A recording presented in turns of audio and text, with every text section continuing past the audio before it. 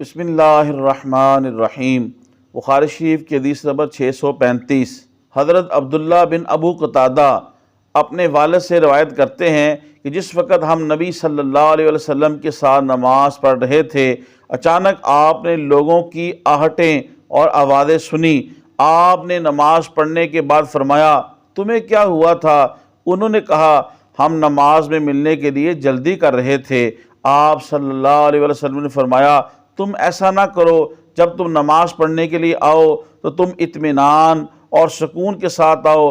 تم کو جتنی نماز مل جائے اس کو پڑھ لو، اور جتنی نماز تم سے فوت ہو جائے اس کو پورا کر لو۔ محترم خواتین و حضرات، اس حدیث پاک کا عنوان امام بخاری رحمۃ اللہ علیہ نے قائم فرمایا، کسی آدمی کا یہ کہنا کہ ہم سے نماز فوت ہو گئی۔ لہذا اس حدیث پاک سے یہ ثابت ہوا، اگر کسی آدمی کی نماز خدا نخواستہ رہ گئی ہے اور اگر وہ یہ کہے کہ میری نماز فوت ہو گئی ہے تب بھی جائز ہے، اور اگر وہ یہ کہے کہ میری نماز قضا ہو گئی ہے تب بھی جائز ہے۔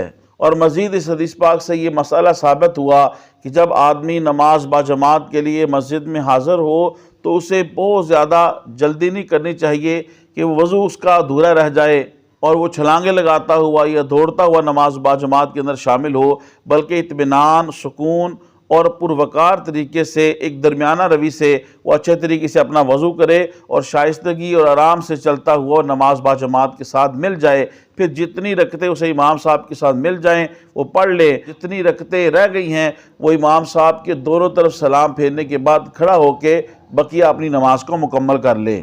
محترم خواتین و حضرات، تبلیغ دین کی نیت سے حدیث شریف اس درس کو زیادہ سے زیادہ لوگوں تک پہنچانے کے لیے میں اس ویڈیو کو شیئر کریں۔ اللہ پاک آپ کو جزائے خیر دے۔ السلام علیکم ورحمۃ اللہ وبرکاتہ۔